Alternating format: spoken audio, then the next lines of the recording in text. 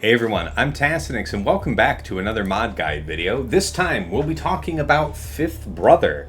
This is our fourth video in the Inquisitorius series. For the most part, we're assuming that you'll be running him under Riva's leadership. Since that gives shape to his kit and therefore to his modding, we'll go ahead and review that as a first point. Since I'll be referring back to Riva's video a couple points in this video, I'll have a link to that in the description here, and you'll be able to follow up.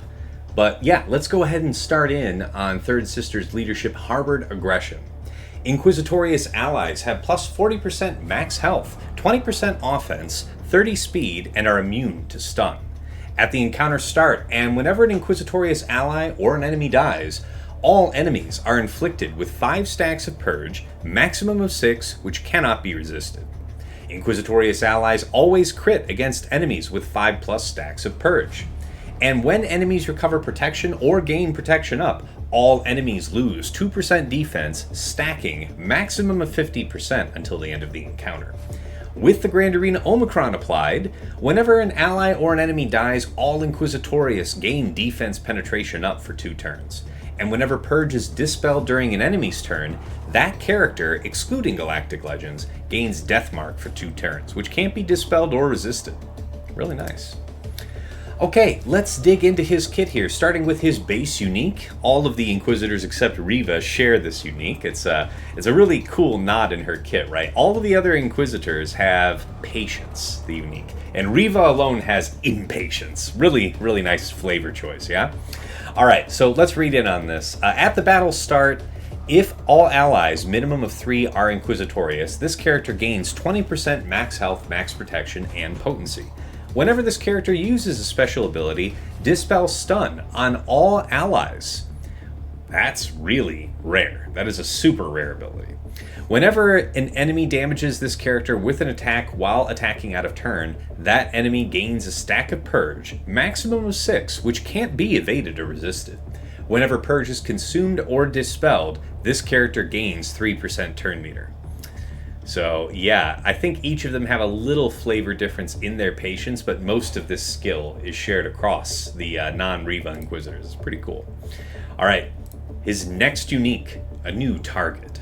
At the start of battle, if all allies are Inquisitorius, Fifth Brother has plus 100% counter chance. Fifth Brother recovers 5% health and protection whenever an enemy attacks out of turn.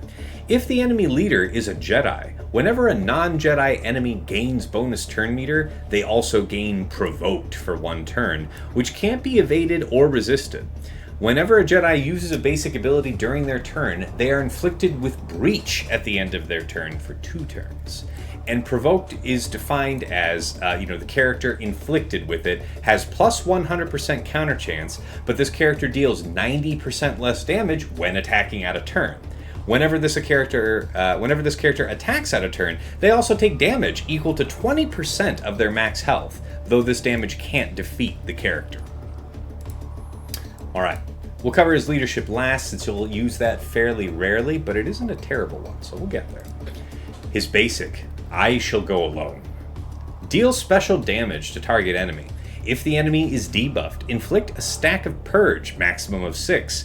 If the enemy is a Jedi, inflict another stack of Purge. Inflict Tenacity down for 2 turns, and these debuffs can't be resisted.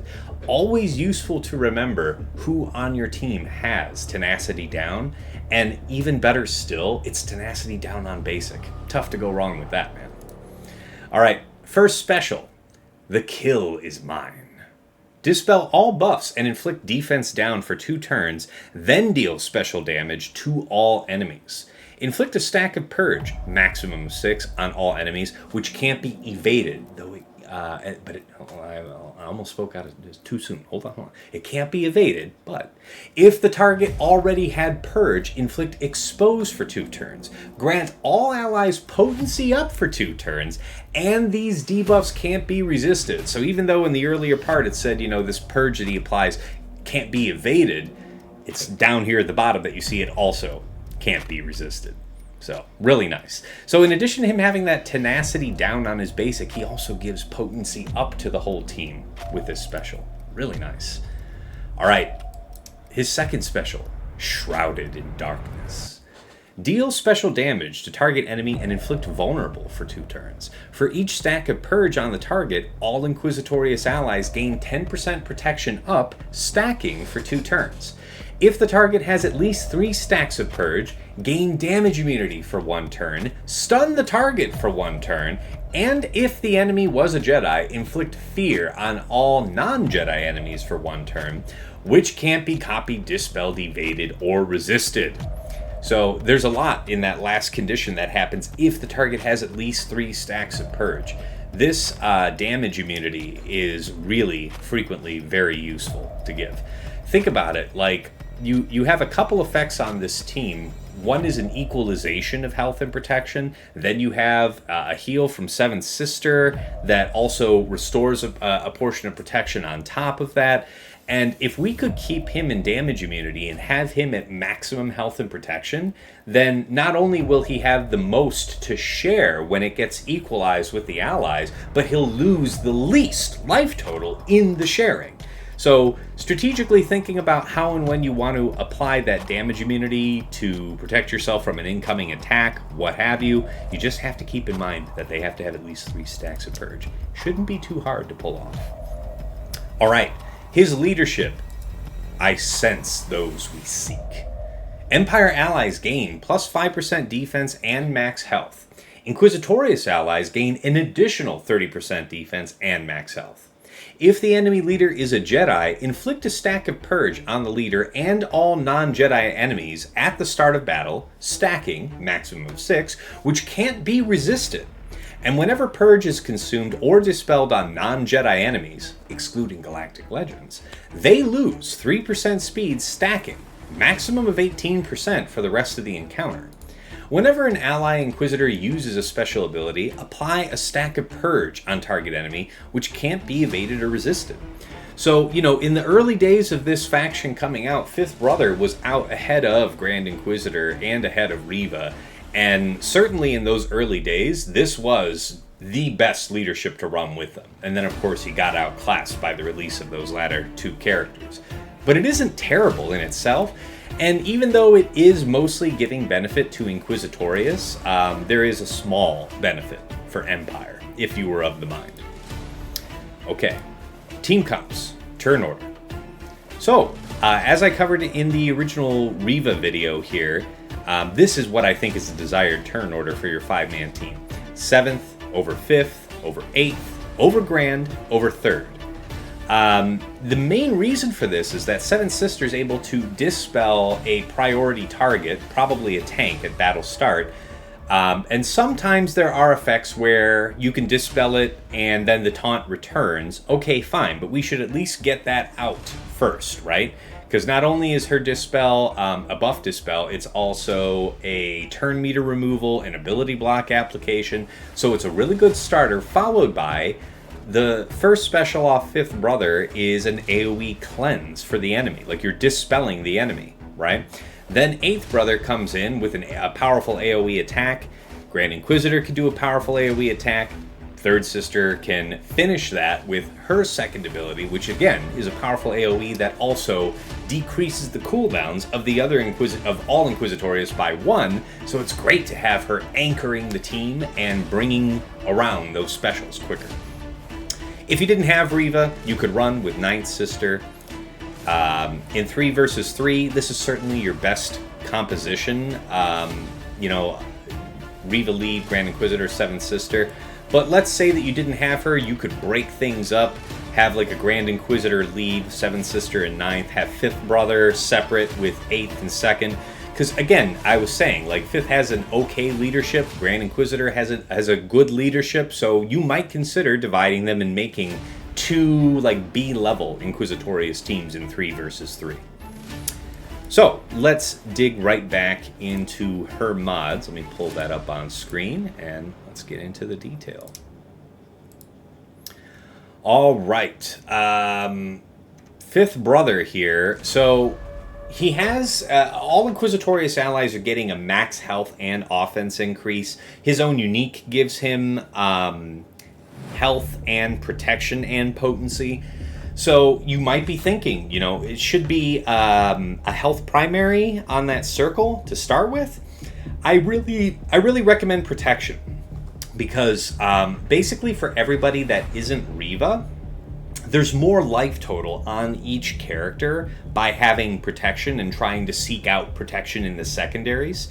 Only Riva has such a strong synergy for health, and the fact that when she's killed, she comes back with 100% max health, so she doesn't come back with any protection. There's not a strong emphasis of putting protection towards her. But for maximizing everybody else's life total, I do recommend that. As far as the set types go, to maintain the turn order that I'm looking for, I have to do this in speed. I have the same kind of setup on Seven Sister, where she's also in a speed 4-piece. And, if you're able to maintain a turn order that you're satisfied with, you could put him in fast offense sets, I guess. But to hit the aggressive speed targets that I'm looking for my own team competing towards the top end of Kyber 1, I really want to have very high speed on at least those first couple of Inquisitors. So that said, of course it'll be a speed primary arrow, crit damage triangle, since like all of the Inquisitors under Riva's lead, you get to crit for free against anybody that has 5+ stacks of Purge, so why not take that additional bit of money?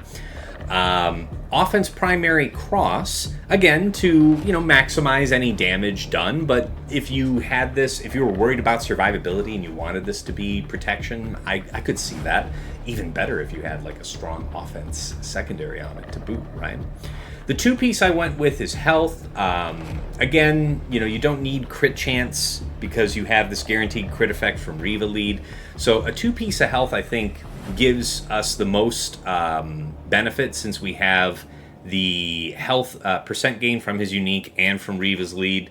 It's just the most gain for the character, right? If you went with a 2-piece of defense instead, just to preserve him a little better, you could. I'd say that's about second best, though. So I have my 7th Sister kicking off the team at 360. He's not too much further behind at 353. In general, when you're talking about clocking a team in terms of turn order, the less speed gap there is in between each member, the less opportunity there is for the opposing team to intercede on your desired turn order. So ideally, my guy would be 359 so that he's immediately behind 7th Sister, but it's okay. It's in practice, it doesn't matter a ton. Like, strictly speaking, 1 speed gap is best, but it's not the end of the world. We can see here that I made a large emphasis on finding protection secondaries in his kit to maximize his life total. Again, when you're thinking about that part of the fight where your team's been getting beaten up and now Grand Inquisitor gets to come around, use his team cleansing skill and life total equalization. Having more life total to spread around will keep everybody in better shape. So that's why I seek out that protection. Aside from that, I do try to find a little bit of offense in here. There's no harm in him having some decent amount of hit.